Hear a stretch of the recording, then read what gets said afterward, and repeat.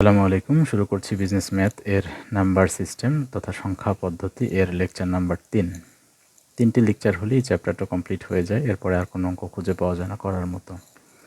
তো আশা করছি আজকের লেকচার থেকে গত দুটো লেকচার যারা এখনও পর্যন্ত দেখেননি তারা ডেফিনেটলি এটা দেখে তারপর এটাতে আসলে সুবিধা হবে।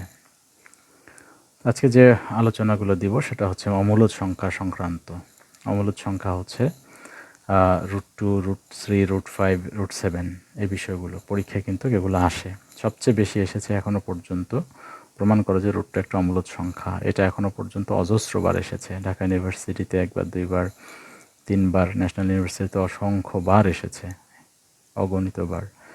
তো এটা পরীক্ষায় যাদের গত বছর আসে নাই তারা এই বছরের জন্য √2 পড়ে যাবেন, ডেফিনেটলি পরীক্ষায় কম পেয়ে যাবেন, কারণ এটা পরীক্ষা আসবেই নিশ্চিত। তো অমূলদ সংখ্যা √2, √3, √5 আমরা তিনটা এক্সপ্লেন করে দিচ্ছি আজকে। √2 এবং √3 দিলেই হয়ে যায়। √5, √3 সিমিলার, একই। তো আমরা তিনটি আলোচনা করে দিচ্ছি। প্রথম যে একটা আলোচনা করব, √2 একটা অমূলদ সংখ্যা। √2 একটা অমূলদ সংখ্যা, এটা প্রমাণ করতে হবে।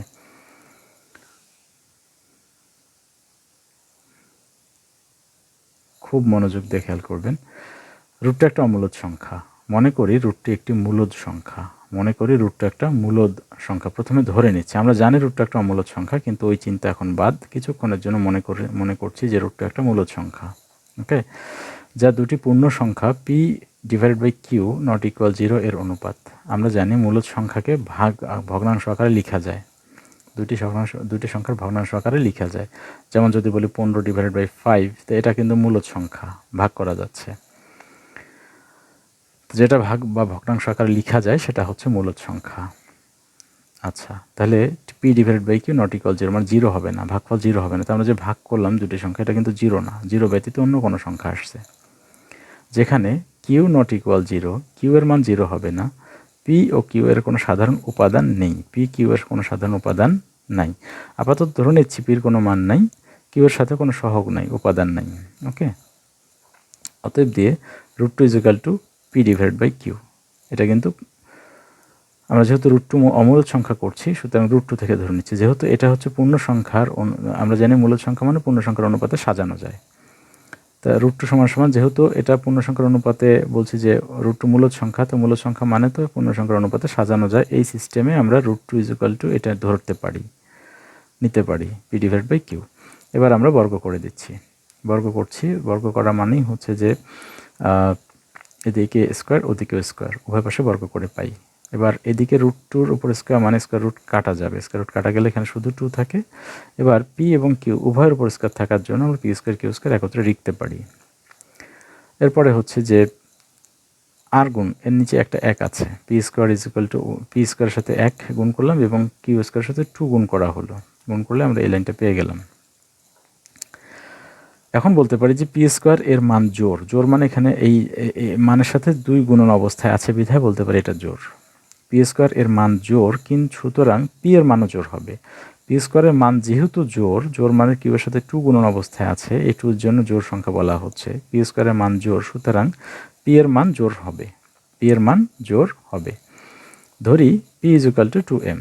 এবার মনে করছি যে p = 2m, শুধু p = 2m ধরে নিচ্ছে। আমরা অন্য কোনো সংখ্যাও নিতে পারতাম যে p = 2a, 2c ইত্যাদি। তো এখানে আমরা উভয় পাশে বর্গ করছি। বর্গ করা মানে আমরা জানি যে স্কোয়ার দেয়া, বর্গ করে পাই, বর্গ করলাম। তো এদিকে p² হচ্ছে, এদিকে 2 এর উপর স্কোয়ার মানে 4, m এর উপর স্কোয়ার মানে 4m²। তো এখন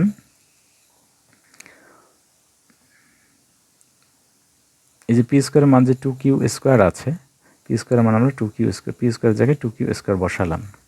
= কি আছে, 4m² যা ছিল তাই। এবার q² রাখলাম, 2 যে গুণ অবস্থায় আছে অপোজিট পাশে গেলে ভাগ হয়ে যাবে। ভাগ করলে 4কে যদি 2 দিয়ে কেটে দেওয়া যায় তাহলে 2m² হয়। তাহলে q² এর মান কি পেলাম, অবশ্যই জোড় সংখ্যক পেলাম। q² এর মান জোড়, সুতরাং q এর মানও জোড় হবে। এটা বলতেই পারি, যেহেতু q² এর মান জোড় সুতরাং q এর মানও জোড় হবে। সমীকরণ 2, আগেটা ছিল সমীকরণ 1। সমীকরণ 1 এবং 2 হতে আমরা জানতে পারি যে p ও q উভয়ই জোড় সংখ্যা, যাদের সাধারণ উপাদান আছে 2। উপরের সমীকরণ 1 নাম্বার এবং 2 নাম্বার হতে আমরা জানতে পারি যে পি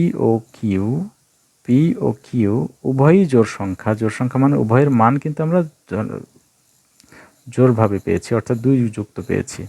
এখানেও 2, এখানেও 2, তার মানে উভয় জোড় সংখ্যা যাদের সাধারণ উপাদান আছে 2, অর্থাৎ এই যে মান যে পেয়েছি তার সাথে সাধারণ উপাদান 2 পেয়েছি। শুরুতে যে শর্ত ধরা হয়েছিল তার বিপরীত। শুরুতে কি শর্ত ধরেছিলাম? শুরুতে ধরেছিলাম আমরা যে রুটটা একটা মূলদ সংখ্যা, এটা ধরে নিয়েছিলাম। এর কোনো সাধারণ উপাদান থাকবে না, মানে পি কিউ এর কোনো সাধারণ উপাদান থাকবে না, এটা শর্ত ধরে নেওয়া হয়েছিল। তাহলে যেহেতু বলেছি সাধারণ কোনো উপাদান থাকবে না, এখানে দেখতে পাচ্ছি পি কিউ সাধারণ উপাদান আছে। যেহেতু শুরুতে বলেছি রুট টু মূলদ সংখ্যা বিধায় কোনো সাধারণ উপাদান নাই, মূলদ সংখ্যা ধরে নিয়েছি বিধায় সাধারণ কোনো উপাদান নাই বলেছি। তো এখন যেহেতু সাধারণ উপাদান নাই বলেছি, কিন্তু শেষে দেখতে পাচ্ছি সাধারণ উপাদান আছে, যা শুরুতে যে শর্ত ধরা হয়েছিল তার বিপরীত। শুরুতে কি শর্ত ধরেছিলাম? পি কিউর কোনো সাধারণ উপাদান থাকবে না, বাট শেষে এসে দেখতে পাচ্ছি এটা 2 আছে। তাহলে শুরুতে যে শর্ত ধরেছি অবশ্যই এটার বিপরীত, অতএব রুট একটা অমূলদ সংখ্যা। বিপরীত মানে শুরুতে ধরেছিলাম রুট মূলদ, সাধারণ উপাদান থাকবে না, শেষে এসে দেখা যাচ্ছে যে পি কিউ এর সাধারণ উপাদান আছে, তার মানে মূলদ হবে না, অবশ্যই অমূলদ হবে। এটাই হচ্ছে রুটটা একটা মূলদ সংখ্যার প্রমাণ। এরপরে আমরা যেটা দেখব,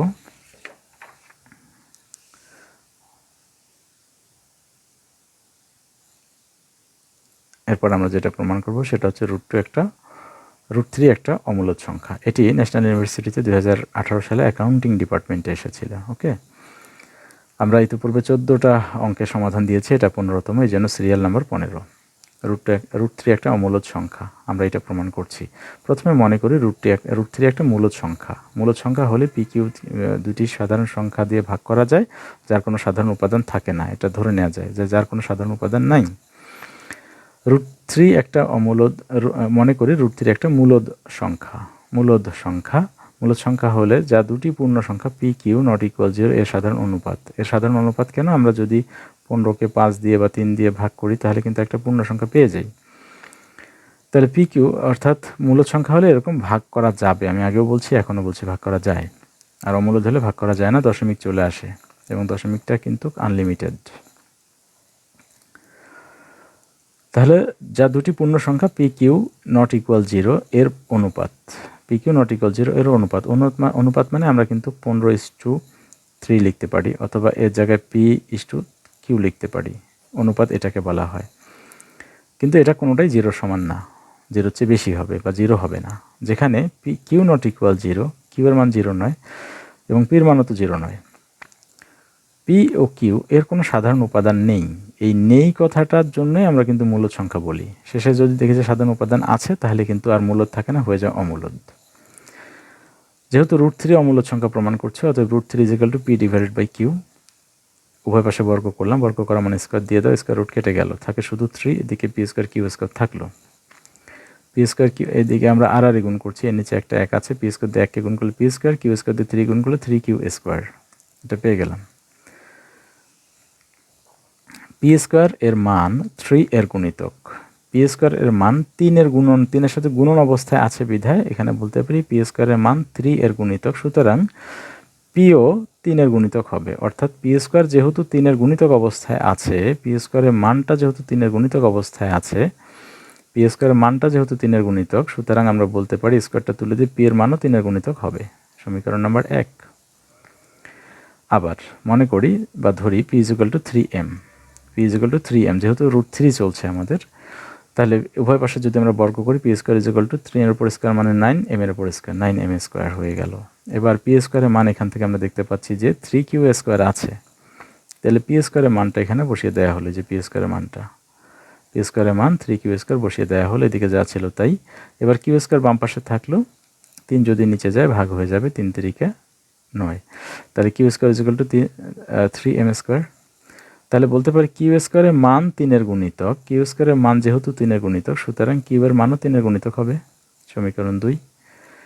শেষ কথাটা গুরুত্বপূর্ণ, সমীকরণ 1 এবং 2 হতে আমরা জানতে পারি যে পি ও কিউ উভয়ই 3 এর গুণিতক, পি এবং কিউ উভয়ই 3 এর গুণিতক যাদের সাধারণ উৎপাদক আছে 3। 1 এবং 2 থেকে আমরা দেখতে পাচ্ছি যে একেও বলা আছে পি এর মান 3 এর গুণিতক, কিউ 2 এ বলা আছে কিউ এর মান 3 এর গুণিতক, তার মানে পিউ এবং কিউ উভয়ই কিন্তু 3 এর গুণিতক। তাহলে সমীকরণ 1 এবং 2 হতে আমরা জানতে পারি পি ও কিউ উভয় 3 এর গুণিতক, যাদের সাধারণ উপাদান উৎপাদক আছে 3। যা শুরুতে যে শর্ত ধরা হয়েছিল তার বিপরীত। শুরুতে কি শর্ত ধরেছিলাম? শুরুতে বলেছিলাম কোনো সাধারণ উপাদান নেই, কিন্তু শেষে এসে দেখা যাচ্ছে যে সাধারণ উপাদান আমাদের আছে। যা শুরুতে যে শর্ত ধরা হয়েছিল তার বিপরীত, অবশ্যই বিপরীত। বিপরীত মানে হচ্ছে শুরুতে আমরা ধরেছিলাম মূলদ সংখ্যা বিধে উপাদান নেই, এখন যেহেতু উপাদান পাওয়া গেছে তার মানে মূলদ সংখ্যা আর হবে না, হবে হচ্ছে অমূলদ সংখ্যা। এজন্যই বলা হয় √3 একটি অমূলদ সংখ্যা। প্রমাণিত যে অঙ্কটা সেটা হচ্ছে √5 একটি অমূলদ সংখ্যা। Problem number 16। ইতিপূর্বে আমরা 1 থেকে 15 পর্যন্ত সমাধান দিয়ে দিয়েছি পূর্বের 2 লেকচারে। এখন আমরা দেখতে পারবো যে √5 একটা অমূলদ সংখ্যা প্রমাণ করব। এটা একাধিকবার আসছে, ন্যাশনাল ইউনিভার্সিটি 2010 এবং ফিনান্স ডিপার্টমেন্টে আসছে 2016-তে। √5 একটা অমূলদ সংখ্যা। তো প্রশ্ন হচ্ছে প্রমাণ করো যে √5 একটি অমূলদ সংখ্যা। এটা আমাদের প্রমাণ করতে হবে। প্রথমে লিখলাম যে √5 একটি অমূলদ সংখ্যা, এটা আমাদের প্রশ্নটা তুলে নেওয়া হলো। আমাদের কাজ এখান থেকে শুরু। মনে করি √5 একটি মূলদ সংখ্যা, মনে করে নিয়েছি। মূলদ সংখ্যা মানে যা দুটি পূর্ণ সংখ্যার অনুপাতে প্রকাশ করা যায়। দ্যাট মিন্স কিউ পি ভাগ কিউ নট ইকুয়াল 0 এর অনুপাতে প্রকাশ করা যায়, যেখানে কিউ এর মান 0 হবে না, পি কিউ এর কোনো সাধারণ উপাদানও থাকবে না। ওকে, অতএব √5 ইজিক্যাল টু, আমরা যেহেতু √5 করছি, √5 ইজিক্যাল টু পি কিউ। ভগ্নাংশটা আমরা নিয়ে নিলাম। এবার উভয় পাশে বর্গ করলাম, বর্গ করে পাই স্কোয়ার রুট কেটে গেল, থাকে 5। এখানে কিউ স্কোয়ার পি স্কোয়ার থাকলো, আর গুণ পি দিয়ে 1কে, পি স্কোয়ার কিউ দিয়ে 5কে গুণ করলাম।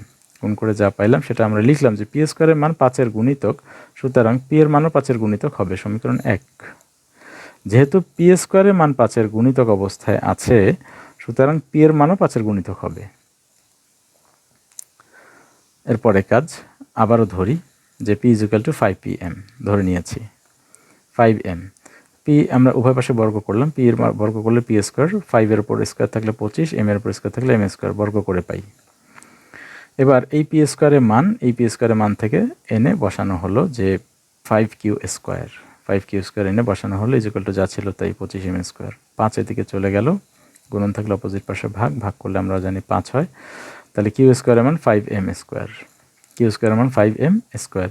যেহেতু কিউ স্কোয়ারের মান 5 এর গুণিতক, অবশ্যই গুণিতক অবস্থায় আছে, কিউ স্কোয়ারের মান 5 এর গুণিতক, সুতরাং কিউও 5 এর গুণিতক হবে। সমীকরণ 2। সমীকরণ 2। তাহলে আমরা কি বলতে পারি? শুরুতে যেহেতু ধরে নিয়েছিলাম যে মূলদ সংখ্যা √5 একটা মূলদ সংখ্যা যার কোনো সাধারণ উপাদান নাই, কিন্তু শেষে এসে দেখা যাচ্ছে সমীকরণ 1 এবং 2 বিশ্লেষণ করার মাধ্যমে যে পি কিউ এর 1 এবং 2 হতে জানতে পারি যে পি ও কিউ উভয়ই 5-এর গুণিতক। উভয়ই 5-এর গুণিতক মানে এখানে 5-এর মান পেয়েছি, এখানেও 5 গুণিতক অবস্থায় পেয়েছি। তাহলে উভয় 5-এর গুণিতক, যা সাধারণ উৎপাদক আছে 5, অর্থাৎ 5 গুণিতক অবস্থায় আছে। উৎপাদক মান আমরা পেয়েছি, যা সাধারণ উৎপাদক আছে 5, যা শুরুতে যে শর্ত ধরা হয়েছিল বিপরীত। শুরুতে ধরেছিলাম কোনো উপাদান নাই, শেষে দেখতেছি উপাদান আছে বিধায় মূলদ সংখ্যা আর হবে না। √5 একটি মূলদ সংখ্যা নয়, হয়ে যাবে এটি একটি অমূলদ সংখ্যা। আশা করি ক্লিয়ার। ধন্যবাদ ভিডিওটি দেখার জন্য।